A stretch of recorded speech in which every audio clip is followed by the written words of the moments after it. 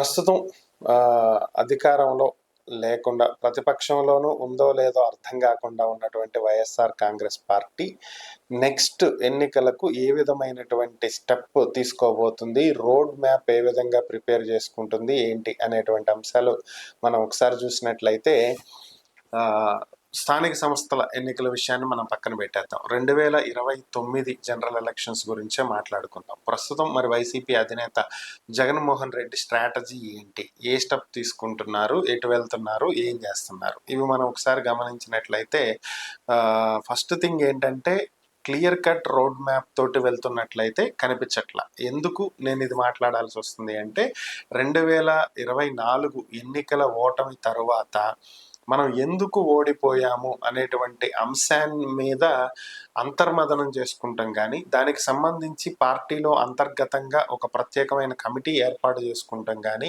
ఇవేవీ కాకపోతే ఆయనే నేరుగా ఉన్నటువంటి 175 మంది అభ్యర్థులు లేదా గెలిచినటువంటి ఆయన కాకుండా ఉన్న 10 ఎమ్మెల్యేలు అందరితోటి ఓవరాల్గా 175 నియోజకవర్గాలకు చెందినటువంటి వారితోటి ఒక్కొక్క పార్లమెంట్ సెగ్మెంట్తో ఒక్కొక్క 2 రోజులు 3 రోజులు సమావేశాలు ఏర్పాటు చేసుకుని గ్రౌండ్ లెవెల్లో ఉన్నటువంటి సమస్యలను తెలుసుకుని దానికి తగ్గట్టుగా ప్లాన్ రెడీ చేసుకుని ఉంటే అది వేరేలా ఉండేది. బట్ అది చేయలా. ఈ రోజుకి వైఎస్ఆర్ కాంగ్రెస్ పార్టీ మాట్లాడుతున్నటువంటి మాటలు కానీ వ్యవహరిస్తున్నటువంటి ధోరణి కానీ ఏ విధంగా ఉంది అంటే ఫస్ట్ థింగ్ ఈవీఎంల్లో గోల్మాల్ చేసి కూటమి గెలిచింది అనేటువంటిది స్టిల్ ఈ రోజుకి వైఎస్ఆర్ కాంగ్రెస్ పార్టీ బలంగా నమ్ముతుంది. వైఎస్ఆర్ కాంగ్రెస్ పార్టీ అభిమానులు కూడా అదే నమ్ముతున్నారు. ఈవీఎంల్లో గోల్మాల్ జరిగిందా జరగలేదా వాట్ ఎవర్ ఇట్ మేబీ దాన్ని పక్కన పెట్టేసేద్దాం కాసేపు. అది ఇప్పుడు అప్రస్తుతం. దానివల్ల ఇప్పుడు ఒరిగేది లేదు. సడన్ గా కూటమి ప్రభుత్వం కూలిపోయి వైసీపీ అధికారంలోకి వచ్చేది లేదు. వచ్చే 3 ఏళ్ళు కూడా ఇదే ఉంటది. ఈ 5 ఏళ్ళు ఉండేటువంటి అవకాశమే ఉంది. మారదు కదా, అది అందరికీ తెలిసిందే. కాబట్టి దాని గురించి వదిలేయండి, అయిపోయింది. What ever it maybe, happened is happened, దాన్ని వదిలేయాలి. మనం దాని నుంచి నేర్చుకున్నటువంటి పాఠాలు ఏంటి అది మాత్రం ఇక్కడ నేర్చుకోవట్ల. అది మెయిన్గా చూసుకోవాల్సినటువంటి అంశాలు. రెండోది, గ్రౌండ్ లెవెల్లో కార్యకర్తలను పూర్తిగా గాలికి వదిలేసి కేవలం వాలంటీర్లు నమ్ముకుని గత 5 ఏళ్ళు పరిపాలన చేశారు. ఇప్పుడు వాలంటీర్లు కూడా లేరు. కనీసం ఇప్పుడైనా సరే కార్యకర్తలను కలుస్తున్నారా అంటే అది లేదు. ఎప్పుడో ఒక 1 ఇయర్ బిఫోరో లేదా 2 ఇయర్స్ బిఫోరో 1.5 ఇయర్ బిఫోరో పాదయాత్ర చేపడతామని చెప్పి చెప్పుకుంటూ వస్తున్నారు. సో జగన్ పాదయాత్ర అనేది కనుక స్టార్ట్ అయితే ప్రజల్లో ఒక ఉత్సాహం వస్తుంది. ప్రజల్లో కంటే కార్యకర్తల్లో మంచి ఉత్సాహం వస్తుంది. మా న్యూస్ ఛానల్స్కి మంచి కంటెంట్ అయితే వస్తుంది. మరి పార్టీకి ఏం ఒరిగిద్ది అంటే ఇలాంటి పాదయాత్రలు చూసి చూసి జనం విసిగిపోయి ఉన్నారు. ఇప్పుడు కొత్తగా జగన్మోహన్ రెడ్డి ఆల్రెడీ చేసిన పాదయాత్ర మళ్ళీ చేసినందువల్ల ఒరిగేది వచ్చేది ఏమీ ఉండదు. సో దానికంటే కూడా ఇప్పుడు అనవసరమైనటువంటి విషయాలని, అసలు సంబంధం లేనటువంటి అంశాల్లో ఏలు పెట్టి దాన్ని కెలికి దాన్ని కూటమికి బెనిఫిట్ చేసేటువంటి ప్రయత్నాలు మానుకుని స్థానికంగా ఉన్నటువంటి ఒక పార్లమెంట్ సెగ్మెంటో లేదంటే ఒక అసెంబ్లీ సెగ్మెంటో తీసుకుని దాంట్లో ఉన్నటువంటి కార్యకర్తల్ని, ద్వితీయ తృతీయ శ్రేణి నాయకుల్ని, ఆ ఇన్ఛార్జ్ని కూర్చోబెట్టుకుని మాట్లాడటం. మీరే నేరుగా వెళ్ళండి, మీ దగ్గరకి పిలిపించుకుంటాం కాదు. సో మీ దగ్గరికి పిలిపించుకోకుండా మీరే వాళ్ళ దగ్గరకు వెళ్ళి గ్రౌండ్ రియాలిటీ ఏంటి అనేది గనక తెలుసుకుంటే పార్టీని బలోపేతం చేసుకుంటంలో ఇది చాలా చాలా ఉపయోగపడుద్ది. కానీ అది చెయ్యట్లా. 4 రోజులు ఇక్కడ 4 రోజులు అక్కడ ఇదే సరిపోతుంది. వచ్చిన 4 రోజుల్లో పరామర్శలు, ఓదార్పు యాత్రలే సరిపోతున్నాయి తప్ప కొత్తగా ఇంకోటైతే ఏం లేదు. సో ఇప్పుడు ఓవరాల్గా మేము వెళ్తే దాన్ని ప్రభుత్వం పట్టించుకుంటుంది, మేము వెళ్తేనే దాన్ని పట్టించుకుంటుంది. సో ఇలాంటివి ప్రతిసారి జరిగేవే. ప్రభుత్వం పట్టించుకోకపోయినా ఏది చేసినా ముందుగా మీ పార్టీని మీరు బలోపేతం చేసుకోవాలి. కాబట్టి ఆ వేలో అడుగులేస్తే బాగుంటుంది. మనకి విజయవాడలో గాదె సాయికృష్ణ కేసు మేము వెళ్ళిన తర్వాతే దాన్ని పట్టించుకున్నారని చెప్పి చెప్పుకొచ్చారు. అలాగే క్రాంతి కుమార్ మేము వెళ్ళిన తర్వాతే పట్టించుకున్నారని చెప్పారు. అలానే ఇటీవల వాళ్ళ పడవ గల్లంత అయిపోయి మత్స్యకారులు ఒక 7-9 మంది మృతి చెందడం జరిగింది. అక్కడికి కూడా మేము వెళ్ళిన తర్వాతే ప్రభుత్వం పట్టించుకుంటుంది. వైజాగ్ స్టీల్ ప్లాంట్లో జరిగినటువంటి అగ్ని ప్రమాదం మేము వెళ్ళిన తర్వాతే పట్టించుకుంటున్నారు. సో ఇట్లా ప్రతిదీ మేము వెళ్ళిన తర్వాతే ప్రభుత్వం చర్యలు తీసుకుంటుంది. మీరు వెళ్ళకుండా ప్రభుత్వం చర్యలు తీసుకునే విధంగా మీరు ఏం చెయ్యాలి అనే దాని గురించి ఆలోచించండి. ఇప్పుడు ప్రభుత్వం అమరావతి రాజధానిగా గెజెట్ తీసుకొచ్చింది, దానికి సంబంధించి పార్లమెంట్లో బిల్ పాస్ అయిపోయింది, అన్నీ అయిపోయినాయి. ఇవన్నీ అయిపోతే మళ్ళీ మేము వస్తే మార్చలేమా, మేము వస్తే మారుస్తాం, మేము మావిగన్ పెడతాం, these are unnecessary talks. Whatever it may be. ఒకటి రాజధాని అనేటువంటి పేరు ఒకదానికి వచ్చేసింది. మీరు వస్తే చట్టాన్ని మార్చొచ్చు అనే విషయం ప్రజలందరికీ తెలుసు. మీరు చెప్పే ఉద్దేశం ఏదైనా కావచ్చు, కానీ అది నెగిటివ్ ఇంపాక్ట్ అనేది క్రియేట్ చేస్తుంది. అంటే వీళ్ళు వస్తే మళ్ళీ మారుస్తారనమాట అనేటువంటిది ప్రజల్లోకి వెళ్తుంది. దాన్ని మీరు ఆపలేకపోతున్నారు. సో దాని మీద ఫోకస్ చేయాలి. ఇంకేముంది, మేము రాజధాని గెజెట్ తీసుకొచ్చేసాము, ఇంక ఇది ఎవ్వరు మార్చలేరు అని చెప్తుంటే అది అబద్ధం.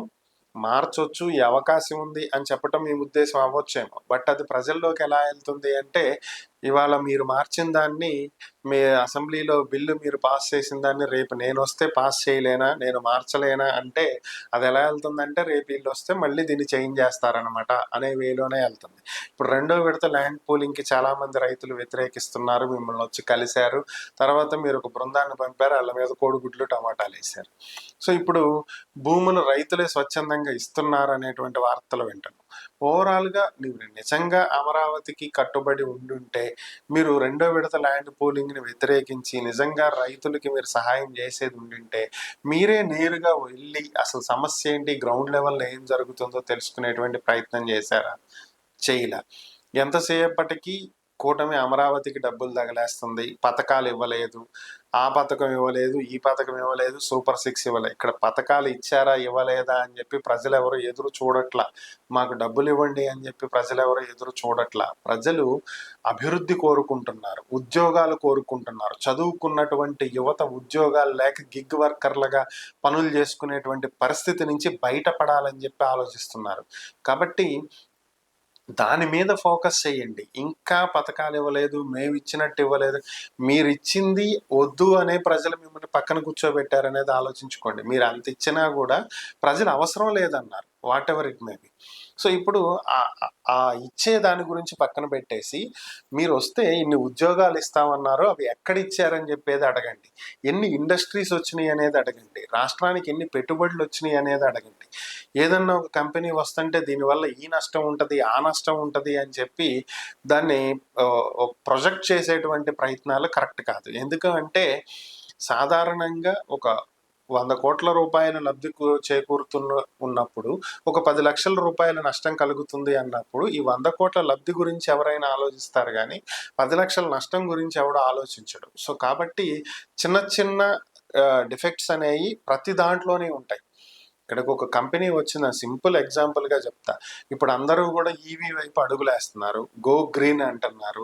EV vehicles, EV 2 wheelers, EV 4 wheelers, so pollution ఏమి ఉండదు, గో గ్రీన్ అని చెప్పి చెప్పుకుంటున్నాం. కానీ దీనివల్ల నిజానికి ఎంత పొల్యూషన్ జరుగుతుంది అనేది సమీప భవిష్యత్తులో తెలియబోతుంది. ఎందుకు పొల్యూషన్ జరుగుతుంది, ఇక్కడేం కార్బన్ ఎమిషన్ జరగట్లేదు కదా, ఏం అవ్వట్లేదు కదా అనుకుంటే, ఈ బ్యాటరీస్ అన్నిటికీ కూడా యూజ్ చేసే లిథియం అయాన్, లెడ్, ఇవన్నీ ఎక్కడికి పోతాయి?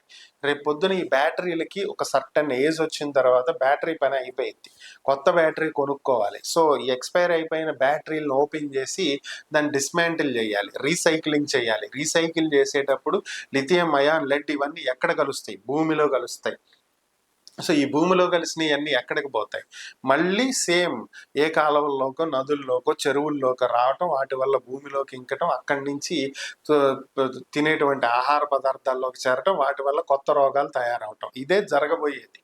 ఇప్పుడు డైరెక్ట్గా కార్బన్ ఎమిషన్ ద్వారా జరుగుతున్నది, సమీప భవిష్యత్తులో లెడ్, లిథియం అయాన్ వల్ల జరగబోతుంది. ఇంకా ఎంతకంటే ఎక్కువ నష్టాలు మనం చూడబోతున్నాం. సో ఒక ప్రయోజనం గో గ్రీన్ అని చెప్పి ఈ రోజు వెళ్తున్నది, రేపు పొద్దున ఆ పరిశ్రమ కాలుష్యానికి కారణం అవ్వబోతుంది. అలాగని చెప్పి మనం ఈరోజు గో గ్రీన్ అనేది వదిలేస్తున్నామా?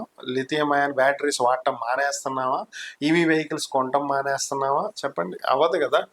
సో ఓవరాల్గా ఏంటంటే చిన్న చిన్న నష్టాలు అనేవి ప్రతి చోట, ఎక్కడో ఒక చోట, ఏదో ఒక పెట్టుబడిలో ఎక్కడో ఒక చోట ఒక నష్టం అనేది జరుగుతుంది.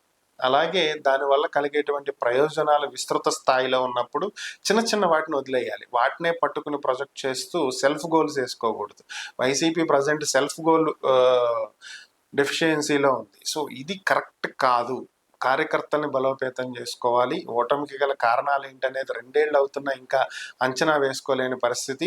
చుట్టుపక్కల ఉన్న వాళ్ళు ఏది చెప్తే అదే నమ్ముతూ ఉన్నటువంటి పరిస్థితి. ఇప్పటికైనా బయటకు వచ్చి బయట ఏం జరుగుతుంది, ప్రజలు ఏమనుకుంటున్నారు, కార్యకర్తలు ఏమనుకుంటున్నారు అనేది తెలుసుకుని దానికి తగ్గట్టు ప్రణాళికలు రూపొందించుకుని ముందుకెళ్తే కనీసం 29లో అన్న అధికారంలోకి వచ్చే అవకాశం ఉంటుంది. లేదంటే 29లో కూడా ఇదే పరిస్థితి ఉంటుంది. ఎంతసేపటికి కూటమికి పవన్ కళ్యాణ్ని దూరం చేయాలి, కాపుల్ని దూరం చేయాలి అనే కాన్సెప్ట్కి వెళ్ళొద్దు. పక్కవాడిని నాశనం చేయాలి అనేటువంటి ఆలోచన కంటే మనం బాగుపడాలనే ఆలోచన ఇంపార్టెంట్గా పెట్టుకుంటే మంచిది.